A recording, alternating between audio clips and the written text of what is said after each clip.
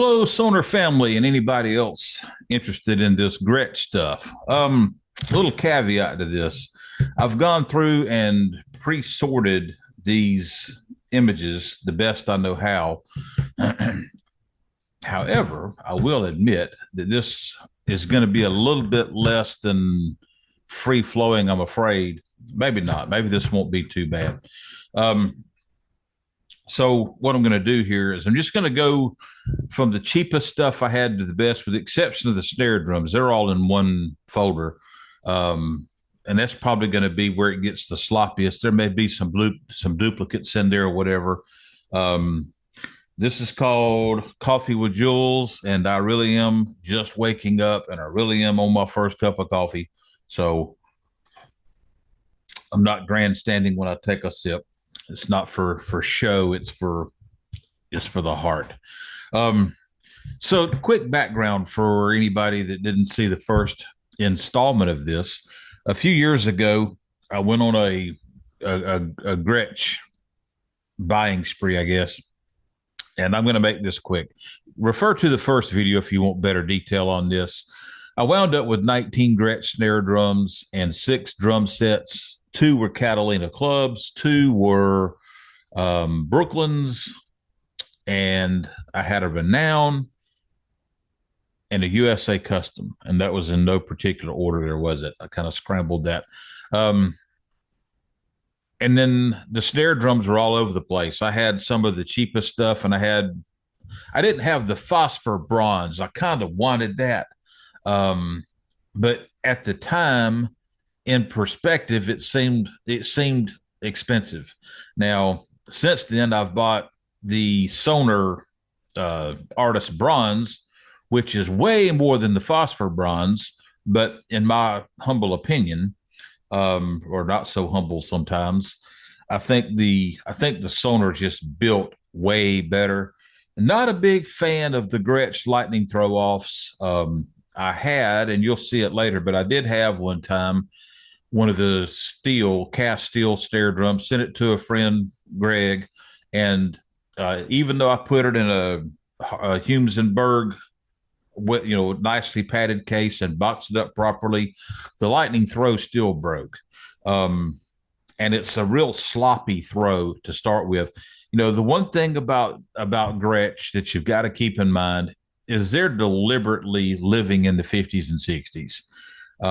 They flaunt that. That's not something that's a secret, and they wish they could break out of that. They have every intention of moving into the distant future with their current production practices. And guess what? It apparently works.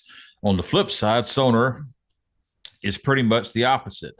There's still a lot of hands-on work done in the Sonar factory. But they're doing things better now than they ever have before. So stark differences there. And I can see why Sonar aficionados, some of us are have a fondness for Gretsch too. Completely different world altogether.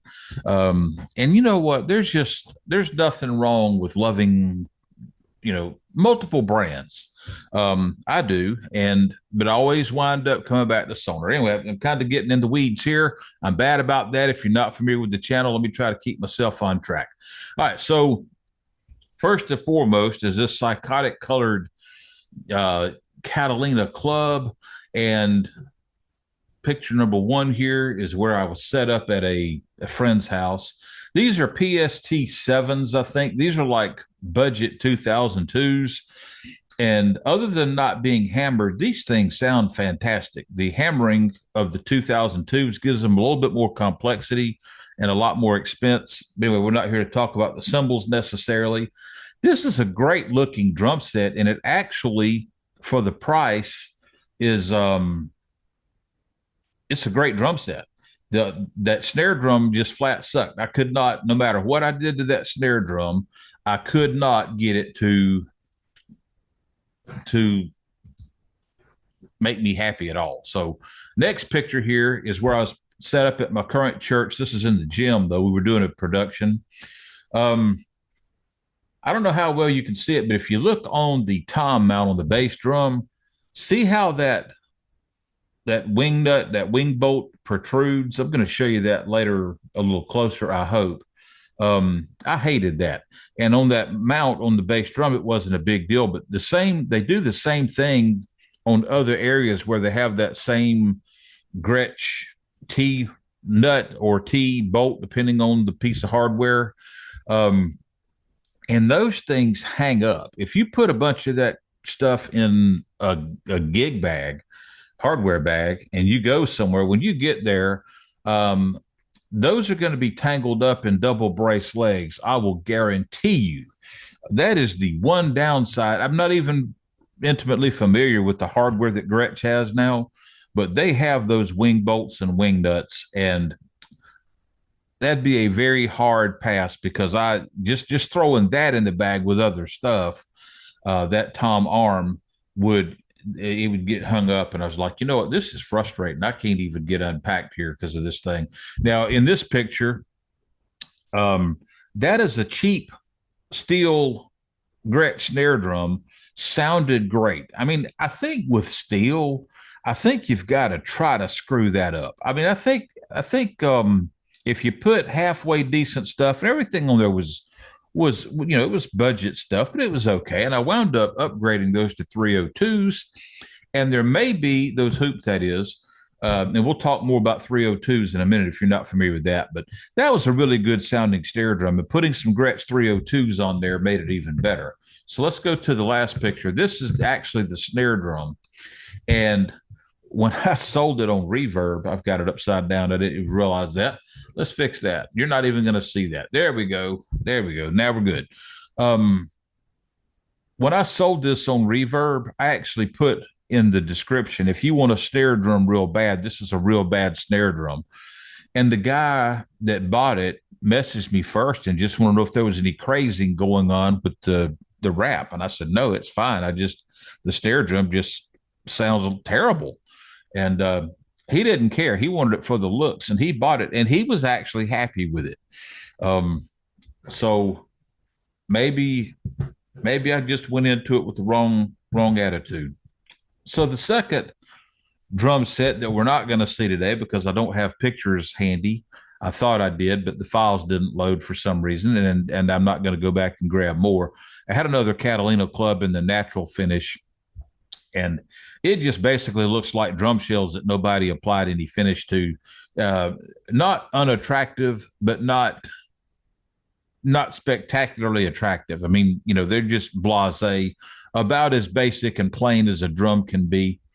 Um, I used these for low volume stuff. I put on mesh heads, and I had trick cymbals, which I don't think they're making those anymore, which is sad because they were extremely inexpensive and sounded absolutely phenomenal, other than the fact they were still, like the hi-hats, were still pretty loud, even for the low volume stuff. So moving this thing right along, this is a Gretsch Catalina maple 7-piece shell pack in a Sweetwater exclusive finish. I donated this to a church that I had been playing at, and everything's all mic'd up. It's actually a cool drum set. The one thing I will say about these Catalina maples, this particular finish, I'm not sure that this is going to translate to all the Catalina maples or the special run stuff or whatever that Gretsch is doing, but the hoops on the toms and snare drums were especially thin. I mean, I'm thinking thinner than the 1 point. I always get myself confused. 1.6, 1 point, I think it's 1.7 inch. Try that again. 1.7 millimeter hoops. But it was a really pretty drum set, and it sounded great. And for a guy that's always played one up and two down, it was kind of fun having some extra toms. When you're not used to extra toms and then you've got several, you can wind up playing around a little bit more than you normally do, which was the case for me. Let's see if I can see anything else about this. This is Yamaha hardware. At the time that I was buying this stuff, I don't think Gretsch had really come out with their hardware yet. Uh, I would probably, even if I was doing the Gretsch thing, probably go with Yamaha. I'm just not, like I've already mentioned, not real sure about what Gretsch has done with the newer stuff, but those wing nuts and bolts, not trying to sound like a broken record, but those would definitely be deal breaker either way. So moving right along, this is my Renown set. Now this is the first set that I bought. Um, and I'm not exactly sure of what sizes we're looking at here. I had a 12-inch tom, 22 kick. I had 14 and 16-inch floor toms, but I'm quite sure by this picture I'd gone with 16 and 18. As a matter of fact, this was pictures I sold to sell these things. Um, the Renowns sounded great. Show you this next picture. This is the floor toms. Yeah, that's a 16 and an 18. Those are the same depth. Um, I kind of like the fact that I think they look good being the same depth side by side. I do think that 16-inch depths on 18-inch floor toms makes them look a little tubby, but that's just because I've been a Sonar guy for a long time, and they're, historically, a lot of their floor toms in the, years ago were 18 or even 19 inches deep. So makes them look a little stocky to me, really. But that's my opinion, and I have very strong opinions, but I don't always agree with them. I don't even know why I took this picture. This is just another angle of the same thing. This, let's take a closer look here. This is the first time I played these in a church. I think that's the 14 and 16 instead of the 16 and 18. Don't really remember what snare drum that is. Very likely a chrome over brass, but I wouldn't swear to it. Um, and as you can see, we've got one or two Paiste signatures up there. Um, the minister of I set all that up, and I made a comment to the minister of music. And if I'd have had three or four more cymbals, he would have been ecstatic. He was over the moon. He really loved this rig, and it was a great sounding rig. Even though it's an import, it's still got the secret sauce silver proprietary sealer they use, which is rumored to be fence post paint, but we won't tell anybody. All right, this is another view. Thinking we're looking at the 16 and 18 again. Snare drum I can't make out. Might be the black copper. We'll get into that later. Another angle of the cymbals. These were the traditionals, Paiste cymbals, except that ride in 14-inch dark crisp hi-hats. Those have been my go-to every time I've had Paiste for years. I've had 4 or 5 sets of those, mostly in 14s. One set was in 13s, but I had all the different sizes of traditionals. And then that ride cymbal was a late 90s or later or earlier late 90s dry heavy ride, I think. And it is a magical ride. I had a couple of those. I had one in 20 and 2 and 21 inch. The 21 inches are magical. Quick note about leaving your gear set up at church. These traditional crashes are very thin, and nobody warned me, but the youth group was going to sit in on my drum set from time to time while I wasn't around.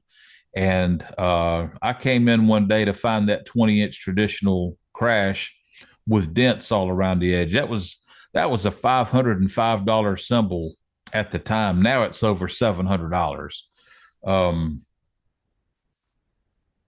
I think it's fair that if you set something up that, I took the church's drum set down. At the time, this was my personal rig.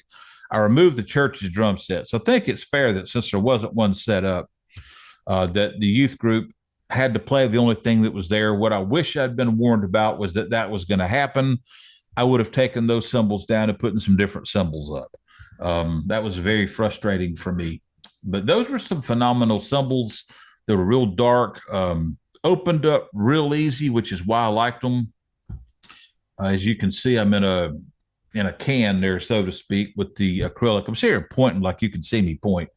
But I hated that, but it did help a little bit, and the sound people were good about keeping my mix good. So moving right along with this. Let's see. We're done with the Renowns. What's number next? All right, this is the trip to the factory. I got a funny story about this. Let's see. We'll go to this one. This is the factory. I don't have my car in there. I've been driving a 2001 Honda CRV for years, and the drum set was worth more than the car. So I was kind of embarrassed when people came out with me to the car to watch me load these horrifically large boxes. These are them. I had a 13 by 13. I mean, even the small box is a big box.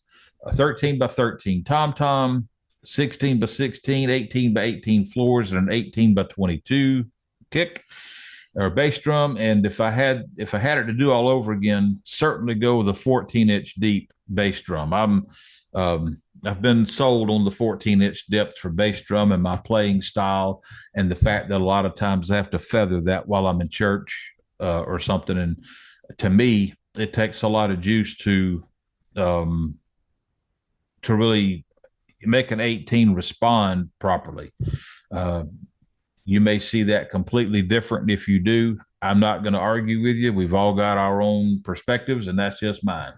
Last thing was this little bag of goodies they gave me. You can see the bag. There's some stuff in there. They gave me some Gretsch badges that were pins. Somebody said, go get him some pins. I thought they would come back with ink pens, but they were little plastic badges you stick on your collar, your shirt, or through your eyeball or whatever, that were the Gretsch badge. Really cool stuff. Quick story about the trip to the factory. I got there. I bought my drums. I brought the USA Customs from Shane, and I haven't even showed you those yet. You've seen the boxes, but get to the factory. They know I'm coming. I knock on the door, call them, whatever I did. And she came to the door. She said, let me go see if he's available. So this guy comes to the door, and, you know, his demeanor is such, I'm thinking maybe, you know, he was a drill press operator or something, you know, and just real nonchalant, real unassuming. And he introduces himself as Paul, which I quickly forget. Get into the factory, and we're walking through. We're just getting started good.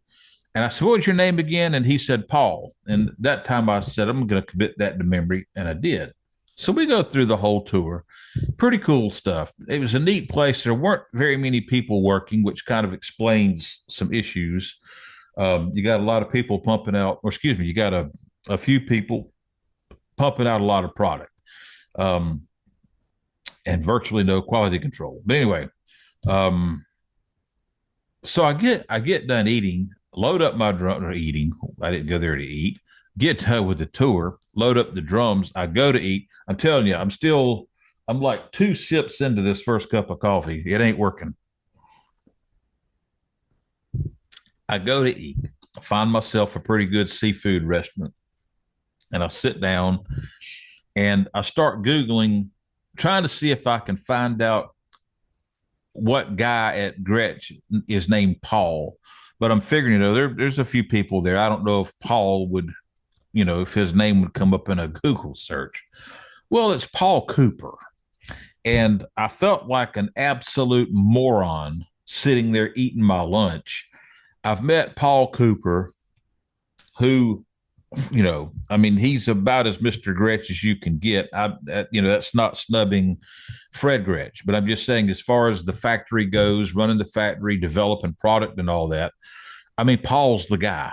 Here I am. I've ordered a USA custom drum set. I've got a boatload of snare drums at the house, and yet I don't have enough knowledge about Gretsch to even realize who Paul Cooper is. Now, he's not a superstar. He doesn't act like one. He doesn't expect to be one. But, you know, mad respect to the guy and what he's done for the brand and for, you know, product line. And I wish I had been more informed before I got there and actually realized who I was meeting, because the conversation probably would have been different. I would have liked to have known what the inspiration was for bringing back the Brooklyns. And I'm sure that all that is out there in content somewhere.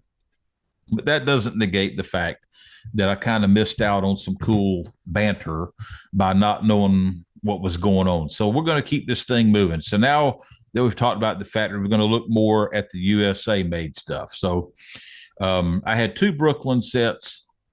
One was this one. I had this one first.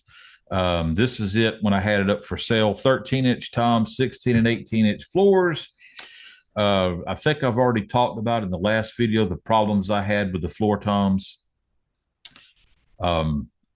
This had the 14-inch depth on the bass drum, and to me, that's where it's at. There have been studies done, experiments done and all that. I'm not going to beat this dead horse deader, but to me, the 14 is perfect. In this particular mix of 13 works, 13, 16, 18. I've got a friend that hates 13s. I know that a lot of people nowadays, they want, 10, 12, they want even sizes. And I get how in the mix of several toms, a 13 can be a real pain. I get it. But personally here, I like it. I would prefer that over a 12 all day long. And if I weren't going to have a 13, I'd like a 14, but you can't order those in a pre-configured shelf set like that. So this is the setup I had at my apartment and here's a picture from the front. Really classy finish. And this drum set had been used some, but luckily I always get cases and stuff. And so stuff is pretty much mint condition when I sell it. Here's a view of the floor toms a little bit better. You can see that finish, beautiful finish. In the other video, if you haven't seen that, I went through some issues I had with 18-inch floor toms. And I'm not going to go through that again, but it's there if you want to find it. And here's the angle showing from a little bit more of a bird's eye view. And those natural hoops, I thought, really set that off. I've really, since owning this stuff, really have kind of shied away from darker finishes like this. These were really pretty, but everywhere I seem to play, it seems like the stage is darker back in my area. And it just makes it even darker when you've got darker colored drums. But these were great sounding drums. Now we're going to move over to the other Brooklyn set. Let me get this pulled back up. This is abalone. This I had in 2012, 14, 16, and then various snare drums. Now this picture we're looking at right here, I had the Yamaha Crosstown hardware, and it's phenomenal. I was afraid it wouldn't. Now, this is indoors, but I did use these outdoors on a stormy gig, and these stood up to the wind, and Paiste signature cymbals. You don't want those knocking over. You don't want the flea bites and dents and all that in the edges of the cymbals. But these cymbal stands were great, and Tama's got the new Spartan series cymbal stands, and I bet you we see hi-hat stands and all that from them eventually too. So next time I gear up, unless Sonar comes out with something comparable, I'm very likely to go with Tama hardware, and what Tama's missing on the lightweight stuff, I'll fill in the voids with Yamaha. And if you look, that's the black copper snare drum. You can't really see the badge that well. We got a picture coming soon, but they do the black copper coating and then send this to Fender to engrave that badge. Beautifully done. This is a phenomenal snare drum. I'm not going to get too deep. I'll tell more about it when I get to the snare drum section. But I love this rig. And if you see there on the top of the tom mount post, that was my holder for my iPad. This was just a great rig all the way around. The sound guy loved it. I don't know if you know, can really tell or not, but there's no muffling on the toms. I used a TuneBot tuner and really dialed this thing in. And the sound guys, all of them that work for Feral Souls, none of the sound guys ever complained about my toms being wide open. They tuned up pretty good for Gretsch. I might tell some of that too when I get to the snare drums. Um, but anyway, good looking rig. Let's go to another shot of this. Okay, this, the only difference here, I decided to go with a 6x5 cast aluminum. This was primarily a country gig, and this had the, uh, oh, I forgot, the baseball bat throw off. This, I can't remember what it was actually called. It'll hit me later, and I'll feel silly. But I really like this particular throw better than the lightning throws. Um, they weren't as fragile. Plus, they dialed in nicer and all that. Um, Hopefully, I've got some pictures that'll render a better view. And again, that's also with the Yamaha hardware. Now we're going to look at some snare drums. This was the Mike Johnston. Um, I really didn't think I was a big fan of wood shell stuff to the level that I am the metal shell, but I did buy a few things, and this is one of them. And this one did not disappoint. This was a great snare drum. I'm afraid I've probably ditched a lot of the pictures here. I'm trying to see if I've got an interior view of that, and I don't. I cleaned this out, and I did too good of a job. But if you look, there's a dial there for the muffler, and the muffler is a very wide rectangular muffler, and you can go from wide open to very, very articulate and dry. And I really like that option. This was a great snare drum. This was one thing I really liked about a lot of my Gretsch snare drums. Out of all of them I had, uh, I would call just about all of them winners, with a few exceptions I'll go through. But this was one that if I needed a snare drum that was just going to do all around stuff and I wouldn't ever, I could live with one snare drum, this would be one. Even though I'm a metal shell guy typically, this snare drum is something I most definitely would be happy with if that were my only snare drum. Now we're going to look at a 5-inch aluminum cast drum. Now, if I remember right, this one had, no, it did not have a lightning throw. It had the super sensitive or whatever that is. It's something about that. All these Gretsch drums that have got a super sensitive throw off, they've got a butt plate that is adjustable. But not only is it adjustable, but it's got increments where you can actually, with one or two notches of a turn, you can have a specific change in your tension. And I'm still not having enough coffee here, so bear with me. It's not something they advertise. They've had this for so long that it's one of those things you have to find on your own because it's not in the advertisements. I mean, really, I guess they sell enough drums that they don't really promote these snare drums, but these freaking snare drums are awesome. And there's features in there like that butt plate that they just don't talk about. I don't get it. Now here's a bronze. This was the one professional American-made Gretsch snare drum I could not get happy with. I didn't like the tone. I have no idea why. Now this is rolled. This is not a cast. There's that phosphor bronze that's cast. This is not that. But this has also got the super sensitive throw off. But for whatever reason, this drum just did not do it for me. Now, here we go with the cast steel. This was the second one of these I've had. The cast steel, I don't even remember what led me to buy it back when I bought the first one that wound up shipping to my friend Greg. But it's got such a tight sound, but a lot of power. And, they used to talk about Eddie Van Halen having the brown sound. This drum sounds like cinnamon.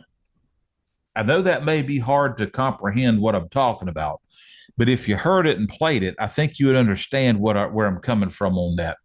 And I noticed it when I had my first one, and when I got this one, it was no different. I'm like, there is, just imagine having a mouthful of cinnamon while you're playing this drum. That's to me a very accurate way to put that. Um, this next one is the chrome over brass 5x14. Um, this has been a staple in the Gretsch lineup for years and years.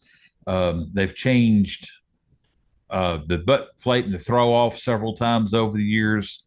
This has got the lightning throw, which I'm going to quit bashing that now. I wish they'd come up with something better, but they do what they do, and they do it good, or do it well, I guess. But I mean, this is an all around great snare drum.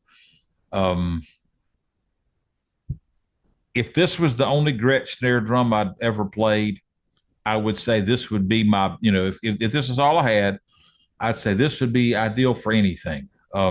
Having played so much other stuff, though, it wouldn't be my first choice.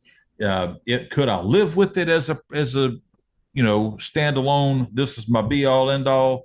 Maybe, maybe not, probably not. The next one is the 5-inch Grand Prix. Now, this is an import. It looks like this one has, is that 302? I think that's 302s on it. I do know I'd made the change at some point, but these must have come off of another snare, because the 302s that you order that you can get separately come with the Gretsch logo stamped into them, which also throws the hoop side around, I might add. This at the time was a very inexpensive snare drum. It's gone up considerably. But they were this one in the steel one I showed you on the yellow drum set earlier. Those were really inexpensively priced when they first hit the market, but they went up, way up after a while. Great drum, you aluminum, you think the acrylite. This doesn't have the lightning throw. This has got a little bit of more of a generic throw, but to me, I like that generic throw better than the lightning. If that gives you any idea how much I don't care for the lightning.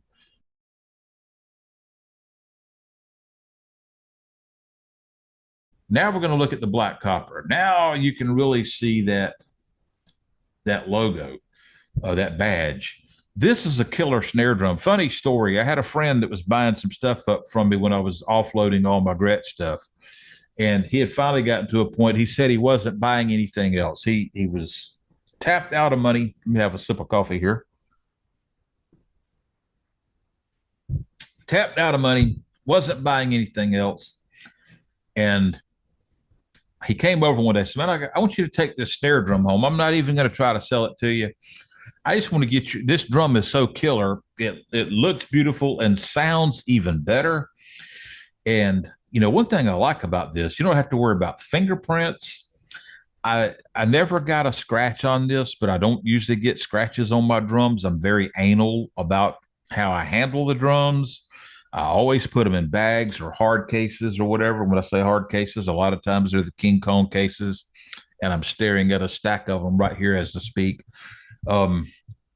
So it's no wonder I didn't get a scratch in this, but I really think this would be a quite durable finish. I really think this would put up with some stupidity. Speaking of stupidity, a thought I just had. I guess if you had 3 or 4 of these and you wanted to number them, I think you could use chalk to write on that shell. And I say that as a joke. I wouldn't do that. But he takes the drum home just to go play it. And I knew what I was doing. Mom raised a fool, but it was my sister. It wasn't Julian. But he called back, hey, man, how much you got to have for this drum? And I kind of chuckled to myself. I knew it. I knew he wasn't going to bring that drum back. And he got a good deal on it. He always does. But he took that home and couldn't pass it up. This most definitely could be my be all end all snare drum if I had to pick one. Absolutely. This is a full range snare drum. This is set up at the church. You can see the Yamaha hardware, but I had Tama hi-hat stands. Shane has suggested those. I had Speed Cobra, had several, I had 2 or 3 Speed Cobras and 1 Iron Cobra. Phenomenal hi-hat stands, I just got to tell you. But we'll come back to, well, we'll leave that alone, is what we'll do. This was a decent snare drum. Now, this does have 302s on it in the picture. It did not come with them. And if you look at the top and bottom hoop, above and below the badge, you'll see the Gretsch is embossed, or not embossed, but stamped into there. And this is an example of the hoops that came in a little bit egg-shaped. It's not a big deal. It didn't affect the tuning or anything. I don't remember if I hand formed it any, but I think they get knocked out of shape a little bit when they stamp that Gretsch logo into the metal. But I really like the 302 hoop.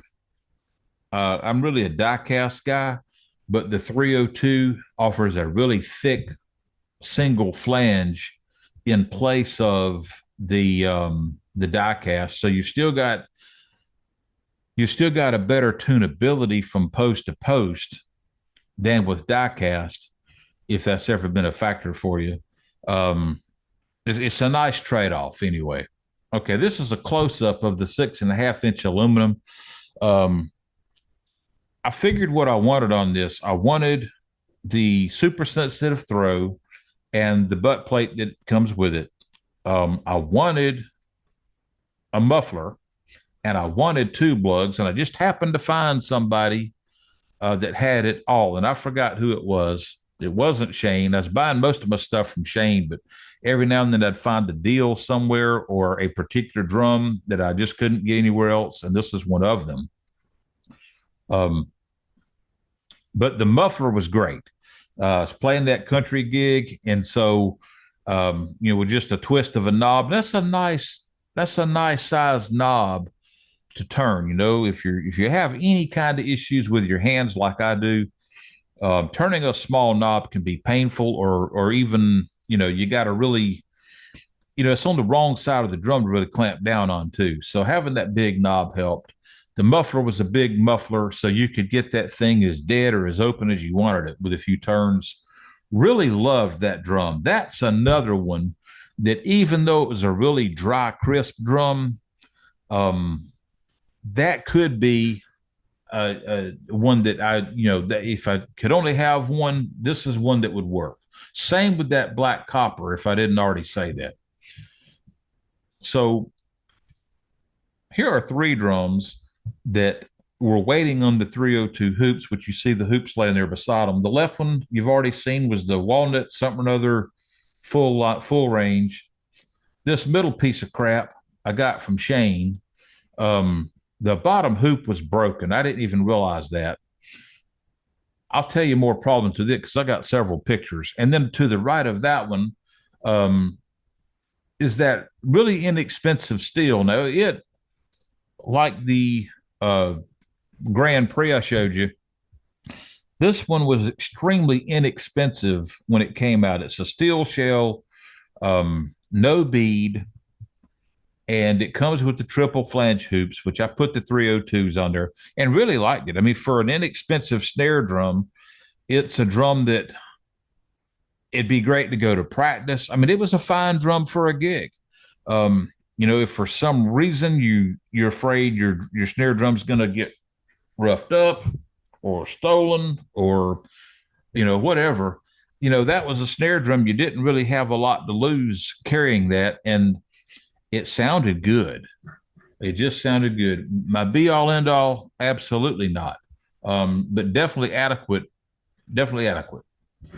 Moving right along, here's the bell brass. That's that lightning throw.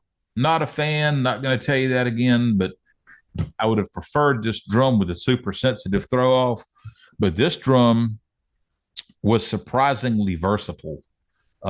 They came out with a 5-inch, or maybe they already had the 5-inch when I ordered this. if I had to have one to be my be all end all, I would probably get this in a 5. And if I could get it with a super sensitive throw off, I most definitely would do that. And the butt plate that goes with it. This drum, this drum had a lot of body. What it didn't do was ring incessantly like I really would have thought it would. It could get you in the chest or it could cut your head off. Um, great drum, absolutely loved it. Um, is it on par with the Sonar Bell Bronze? First of all, it's not bronze, it's brass. Second of all, no, Sonar's hardware is just nobody comes close. Um, the hoops are about the same on both drums, other than the ruthenium plating on the Sonar, which is a different story for a different day. But the hoops are about the same. But the Sonar lugs are superior. The Sonar lugs do not detune.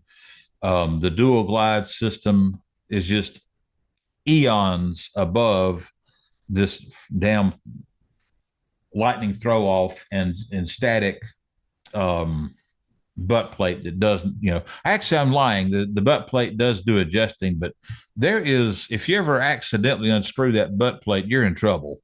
You'll get it back together, but it's not gonna, you don't want to have to do that while you're at a gig. There's actually a nut inside the butt plate because the butt plate's pot metal, and there's a nut in there to reinforce that metal, that pot metal, because the threads pull out of the pot metal, or maybe they're not even threaded anymore. But if you ever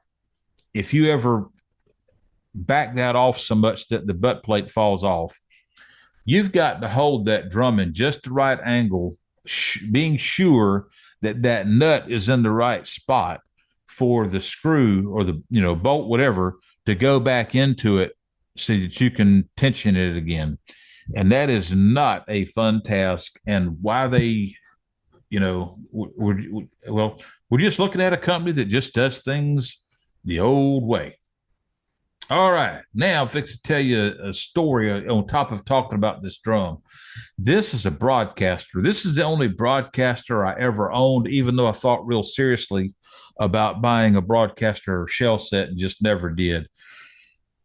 On the left, you can see the butt plate I've been talking about. That's opposite of a super sensitive throw.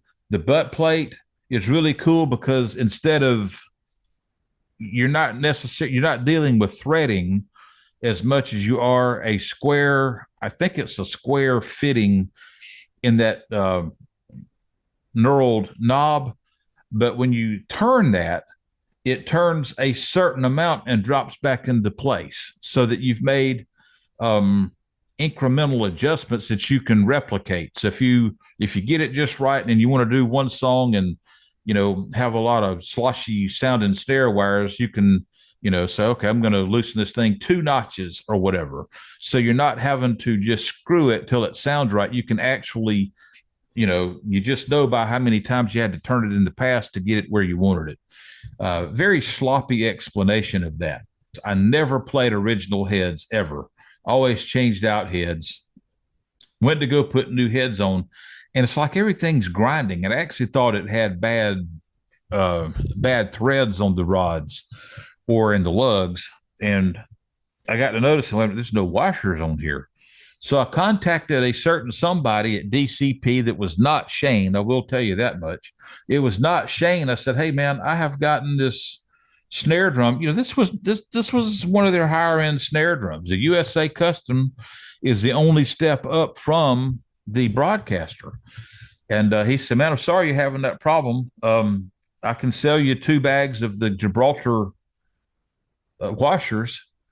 And I'm a little flustered. I'm like, "Man, y'all sold me a snare drum that came in without tension rod washers. You should get either Gretsch to send me some or, take care of this." And he made me buy my own washers. Now, was it a big expense? No, but it's kind of the principle of the thing. So now we're moving this thing along. We're looking at a Brooklyn steel. To the best of my knowledge, the differences between the Brooklyn and the USA Custom is primarily the hoops. I may have that wrong, but I don't think so. These are triple. No, these are 302s. These are not triple. See how thick these hoops are? Um, all right, here's a better picture of the cheap steel. I should call it something better than that. This is just straight out of the box. This is with the original head, um, and the original hoops and all that. Had nice. It had double washers. It had the steel washers and the plastic ones. I don't know if those are Delrin or what they are. But at any rate, I guess I could have snatched some washers off of this and put it on the broadcaster. Humor intended. And here that same drum is with the 302s installed. And you see how, I don't know if you can see in that video or that picture how thick those single flanges are, but they're really thick. Okay, this one was black over brass. And this, I think, was a Memphis Drum Shop exclusive with the tube lugs. It also had a super sensitive throw and the butt plate I like so much.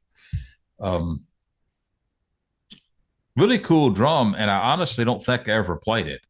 I wound up, there were several snare drums that I never played, and this was one of them, but I have no doubt this would have been a killer drum. I love these tube lugs. Aren't those classy?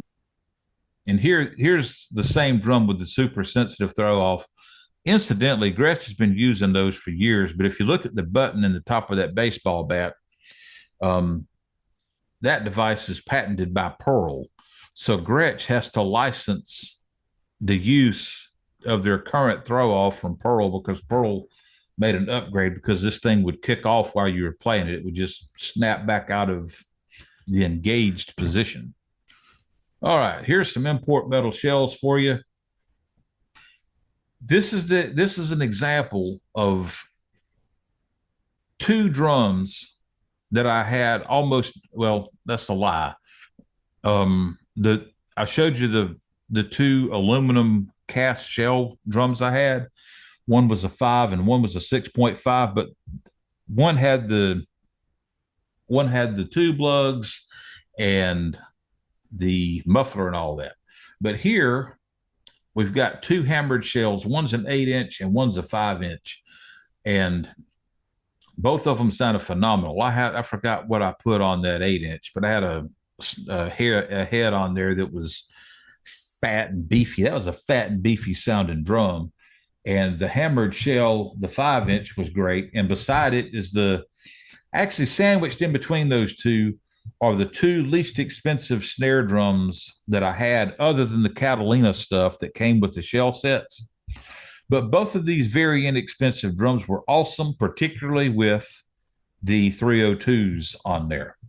But if you notice these two other drums, and these were in the full range. These were not so expensive drums, especially when I started buying stuff. Now, towards the end of that, everything was increasing in price pretty badly. But those two hammered shells come with die-cast hoops, and I like that. They're not Hellas by any means. Here's the Keith Carlock. This has got a nice patina. This didn't show fingerprints. I don't know what it would take to damage the patina, but that shell, that's a durable finish. The one thing that I found interesting about the Keith Carlock drum was the fact that if you laid into it really hard or really smacked it good or flammed or whatever, it's like it had its own built-in compression or something. It just didn't, and that's not a defect or a fault. That's just, I think that's what he was looking for when they developed this drum. It's got control. Let me just say it that way. This is a more controlled snare drum, even when you really dig in. And it made for an interesting sound and dynamics. And I can think of a lot of situations where I would like to be able to dig in and not cut everybody's heads off. And this is a great snare drum for that. kind of like using a device on a tube amp that allows you to run the tube wide open, but not send all that signal to the speaker. It's kind of that same mentality. I really like that. There are times like that black over copper, it would get up and go, and that bell brass, most definitely, um, you could cut somebody's head off. This was tighter. This was a better controlled drum. So keep that in mind if you've ever thought about buying one. Um, the Mike Johnson, we already talked about. It was the one wood shell snare drum that I really like. This is the bottom picture of it. You can see that big muffler in there. And we haven't even talked about the 42 strand wires. To me, that's part of the magic sauce for Gretsch on a lot of their drums. I really like that. And look at the shell on this thing. This is a nice shell. The drum was just phenomenal. I wouldn't change anything about that. Here's a bunch of the snare drums I had. I think we've already talked about pretty much all of these so far.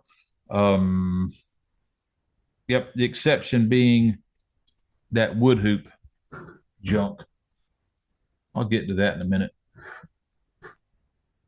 Okay, this one is the first cast steel I ever had. This had the octagonal badge, the stop sign badge, or whatever. Um, but other than that, it was identical to the newer one I had later on.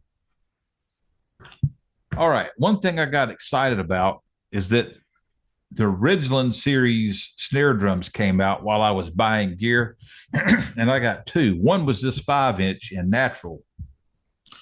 Incidentally, when it came in, it had some goo marks on there.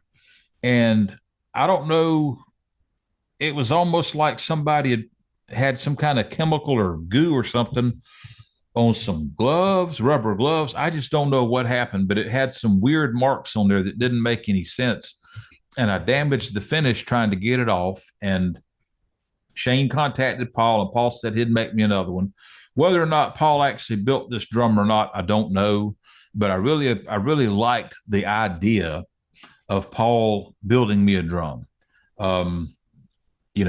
Very likely it got sent out to the production floor to get put together. They put it together and got it sent out. I mean, it was a really quick turnaround on that for me. I did appreciate that. And this is after I went to the factory and embarrassed myself, not knowing who Paul was. So here's I forget the concept, the shell layup, rather, of this drum, but look how thick that shell is. I never played this drum. I never played either of the Ridgelands, but I have a feeling I really would have enjoyed this really thick shell. I have liked thick shell snares in the past, and kind of disappointed that I never played this. And then we've got the 6.5 that I got in the black stain or whatever they call it. Now, if they'd have offered the Ridgelands with, you already know what I'm going to say, with the super sensitive throws, I would have got them. I would have done that. Beautiful drum, beautiful finish. Gretsch's finishes are just amazing, especially their high gloss stuff. I'll show you when we get to the USA custom drum set exactly what I mean. And then here's the shell of the 6.5, same shell as the 5-inch, obviously. But just showing you just for the heck of it. I don't know why they didn't put the 42 strand wires. I never played either one of these. Maybe the 42 just wasn't needed. Maybe it was overkill. Maybe somehow with the thicker shell, it was too much of a good thing. I just don't know. Now we're going to get into my least favorite drum I had. Hated it even worse than the Catalinas. And this was something I got on sale from Drum Center. This is what it looked like when it came in. It had the wood / metal top hoop, and it had a wooden bottom hoop. And I could not get it to sound good. I just flat didn't like it. It was not my bag at all. Um, when I got to taking it apart, this is one. Let me back up. I would order snare drums and they would sit unopened in the box. I had so much stuff that was coming in, and this snare drum was nothing special. It was too cheap to pass up, and that was all there was to it. And so I bought it, and it literally sat in the box for months before I opened it. When I finally opened it, what I found was that the crisp, salty New Hampshire coast air had eaten up the metal on a lot of it. I mean, here's the tension rods that came off of that. All the rusty ones came off the bottom. I mean, if the box had been compromised, I would think that drum had actually sat in water, but it was unopened factory box. Just the salty air up there managed to get to it. You can see the rust on the lugs. So wound up doing a makeover on this thing, and it turned out like this with 302s, cleaned up hardware, replaced the tension rods. It is a pretty drum, and it sounded a lot better to me. I see why it was on sale. I put the 42 strand wires on there. I don't remember whatever became of this. You know, all this stuff got sold. So now what we'll do is we'll go to the USA Custom. Let me get this opened up. And then I've got a Gretsch Drum Center Portsmouth story for you. So here, if you don't know that I'm a Phil Rudd fan, this is probably a really good hint. Let me have a sip of coffee. And it's getting cold. 13 by 13, 16 by 16, 18 by 18, and then a 22 by 18. And that would be my one regret if I'd ever played this.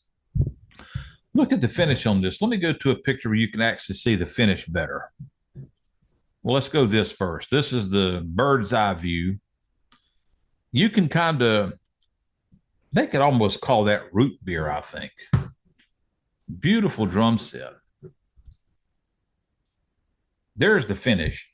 If you were in the paint shop and you saw that shell sitting there, you'd probably think, well, I better not touch that. My hand will stick to it.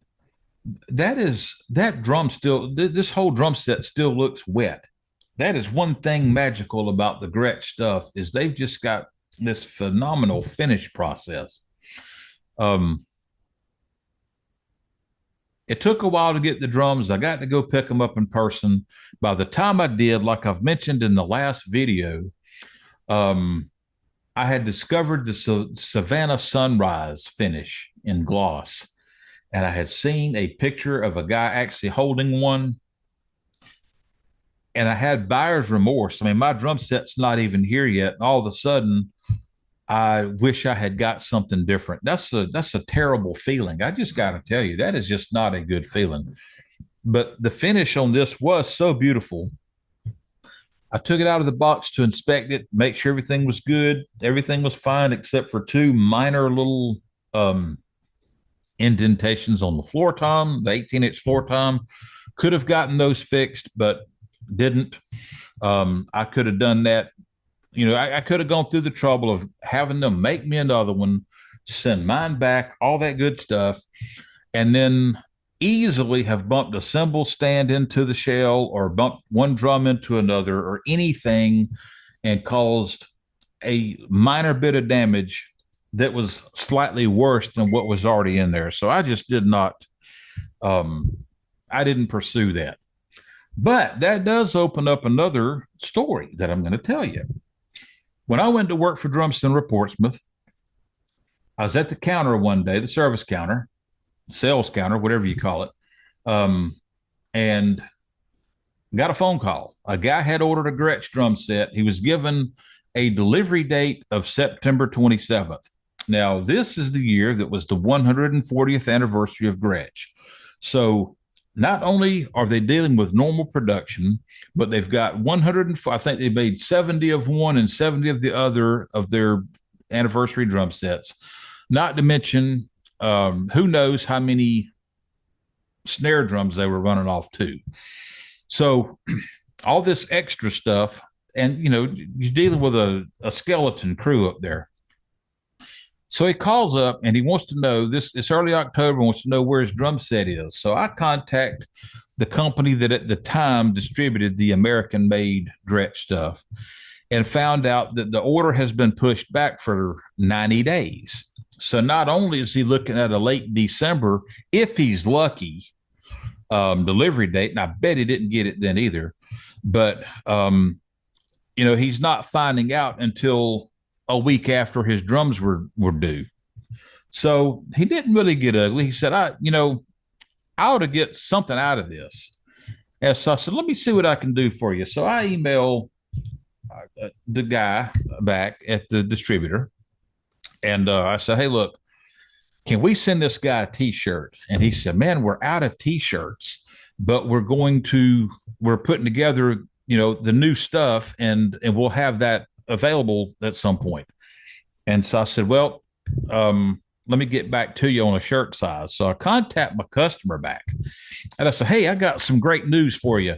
Not only am I getting you a t-shirt, but they're working on their new program right now, and you're going to get one of the first shirts that rolls off the line from that new stuff. And he was excited, and found out he was a size medium, which I can't even fathom that at my age. But anyway, he's a size medium. Let my guy know over there, everything's taken care of. And then my coworker, after the phone call, he says, man, do we really want to train customers to expect to get something for free just because their order's not on time? And I was taken aback by that. Took a customer that was frustrated, gave him an open-ended promise for a t-shirt, made him happy. We're not even paying for the t-shirt. The distributor is going to cover it was frustrating. Plus, the weather had a whole lot to do with why I left DCP. The fact that I was so far away from my family and a daughter who had gotten in a very serious car wreck several months earlier. I was a fish out of water. Not wanting to get down that road too far. Just want to make a point to let you know that DCP was more, my decision to leave there was more personal stuff than to do with working there. Everything that Shane ever told me he would do, he did. Somebody asked me the other day on a phone call, said, man, was Shane bad to you? And absolutely not. If I've ever given that vibe, it was not deliberate.